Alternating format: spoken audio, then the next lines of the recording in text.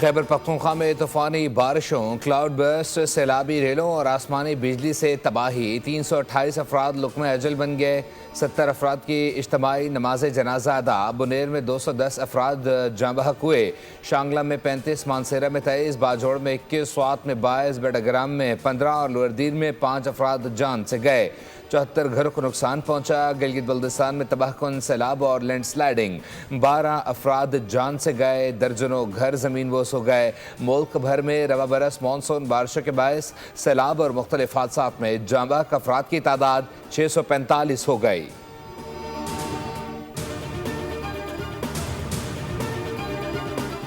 پاک فوج ہر مشکل وقت میں عوام کی شانہ بشانہ متاثرین کی مدد کے لیے مزید دستے بنیر پہنچ گئے۔ پاک فوج نے سیلاب متاثرین کو 1 دن کی تنخواہ اور 600 ٹن راشن عطیہ کر دیا۔ پاک فوج کی جانب سے باجوڑ اور دیر کو ملانے والے اہم پل کی تنصیب کا کام جاری۔ گلگت بلتستان میں بھی پاک فوج کی امدادی کارروائیاں۔ بنیر میں سیلاب کی تباہی سے متاثرہ افراد کا پاک فوج کی ریلیف سرگرمیوں پر اظہار تشکر۔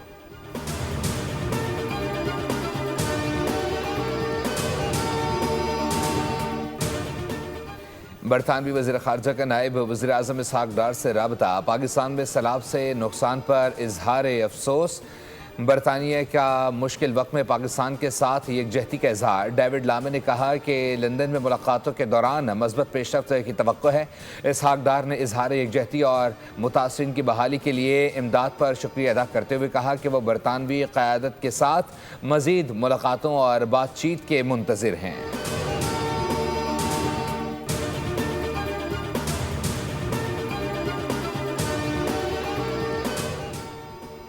Chairman national disaster management authority lieutenant general انعام حیدر کا کہنا ہے کہ اس سال مانسون کی شدت 50% زیادہ ہے۔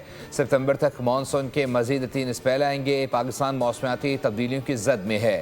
سیلاب زدہ علاقوں کا مکمل سروے کیا جائے گا۔ بنیر، باجوڑ، بیٹاگرام میں تباہی ماحولیاتی تبدیلی کی وجہ سے ہوئی۔ متاثرہ علاقوں میں امدادی سرگرمیاں جاری ہیں۔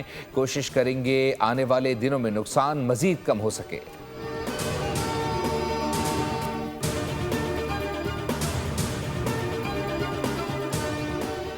سندھ میں مانسون کا نیا سلسلہ برستے کو تیار۔ کراچی میں آج ہلکی بارش، فوار اور بوندا باندی کا امکان۔ بھارتی راجستھان پر موجود بارش کا سلسلہ پیر کی شام یا رات کراچی کا رخ کرے گا۔ پیر کی شام کو کراچی کے مختلف علاقوں میں گرج چمک کے ساتھ بارش ہو سکتی ہے۔ ترجمان کا کہنا ہے کہ 20 اور 21 اگست کو کراچی میں تیز بارشوں کے سپیل متوقع